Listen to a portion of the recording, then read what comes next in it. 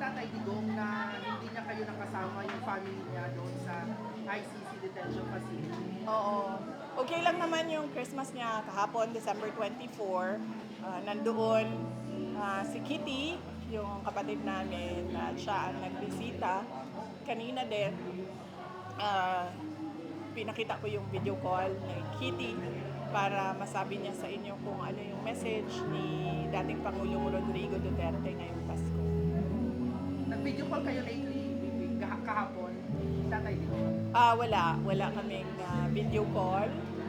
So, telephone call lang. Ano na pag-usapan niyo? Ay, karon? Yung kahapon or ngayon? Wala. Bawal ang video call, so pwede lang kami mag-telephone call, pero hindi pa kami nagkausap ngayong Christmas.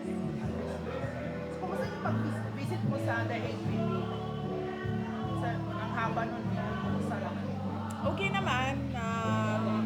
Madaming araw na nagkausap kami ni dating Pangulong Rodrigo Duterte. At masaya ako dahil nabigyan kami ng ganyan na pagkakataon. Malungkot lang dahil siya ay nasa detention, pero masaya ako dahil nabigyan kami ng ganyan na pagkakataon mag-ama na mag one-on-one at 1 hour and a half every day para magkausap.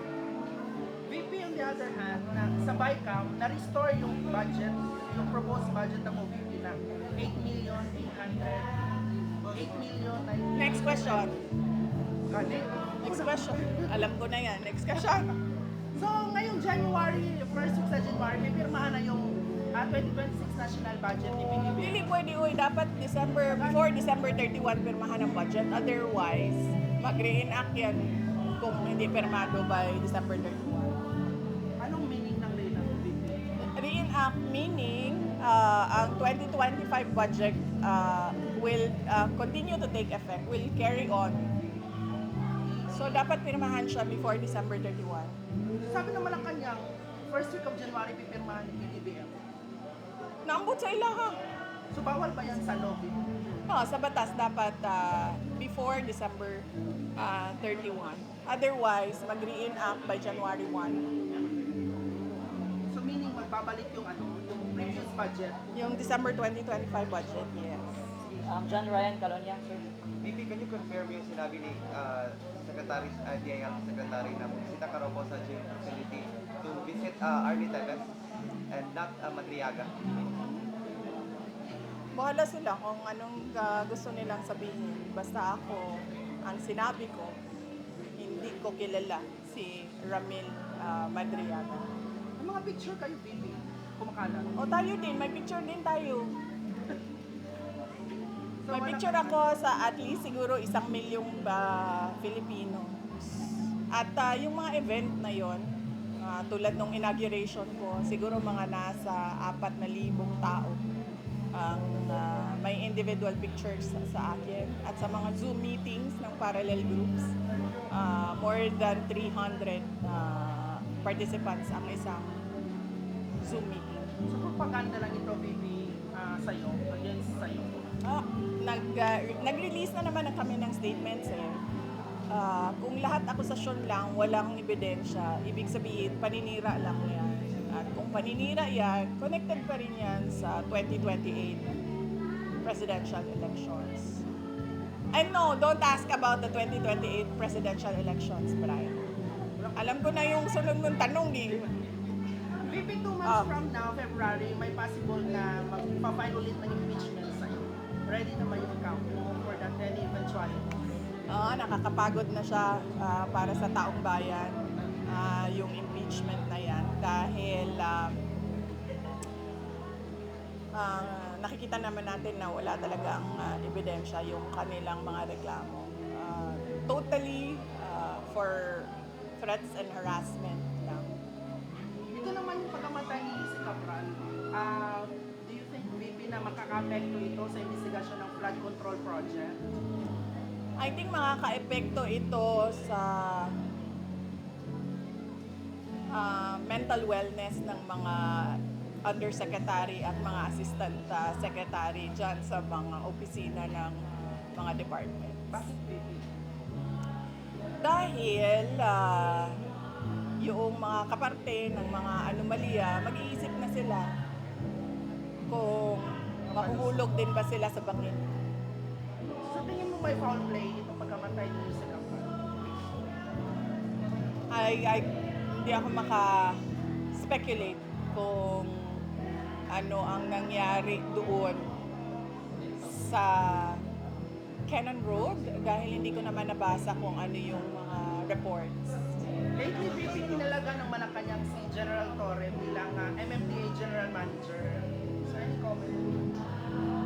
Ano bang comment niya? Dapat siguro siya ang mag-comment sa kanyang appointment. Anong comment niya? Amot lang. Wala siyang comment. Tanong mo siya kung anong comment niya. Bibi, balikan ko yung Long Catebes. Hindi totoo bumisita ka po sa jail. Ang sinasabi ko, wala akong i-confirm at i-deny.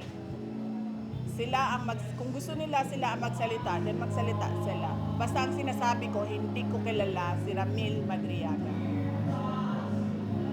How often binibisita mo lang si Arnie Tevez? Yun sir, ang sagot ko. Yun ang sagot ko sir. VP na spirit. Sila na lang ang magsalita kung gusto nila magsalita.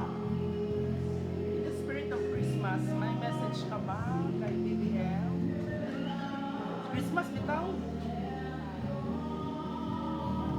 Bakit?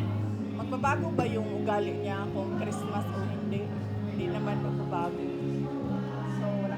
And in the same vein, magbabago ba yung ugali ko kung Christmas o hindi? So kung ayaw ko siya batiin kahapon na hindi Christmas, ayaw ko siya batiin ngayon na Pasko. Eh ganun kasi ako na tao. Ayaw ko batiin ng mga ayaw ko batiin. VP, ilang araw ng absence si Senator Bato sa Senado. So, nakausap pa kayo lately, recently ni Senator Wala. Bato? Wala May kami. siyang advice sa'yo? Hindi kami nagkausap ni Senator. Hindi kami nagkausap ni Senator Bato ngayong panahon ng Pasko. At ang huling pagkausap namin ay yung araw na nagsabi na merong warrant of arrest para sa kanya. Last na lang, VP, message mo sa mga sumusuporta sa mga Duterte ngayong Kapaskuhan, Christmas. Opo, nagpapasalamat kami mula kay former President Rodrigo Duterte, sa aking mga kapatid, si Congressman Paulo Duterte, sa aking pamangkin, si Congressman Omar Duterte, sa aking isang kapatid na si Mayor Sebastian Duterte, sa aking isang pamangkin na si Vice Mayor Rodrigo Duterte II, at mula sa buong pamilya, kasama na si Kitty, nagpapasalamat kami sa patuloy ninyo na suporta sa aming pamilya at sa pagdarasal ninyo sa paglaya ni former President Rodrigo Duterte. At ako, kasama ang aking mga colleagues sa tanggapan ng pangalawang Pangulo, ay nagpapasalamat sa patuloy ninyo na suporta sa mga aktibidad, programa at proyekto ng tanggapan ng pangalawang Pangulo. Thank you,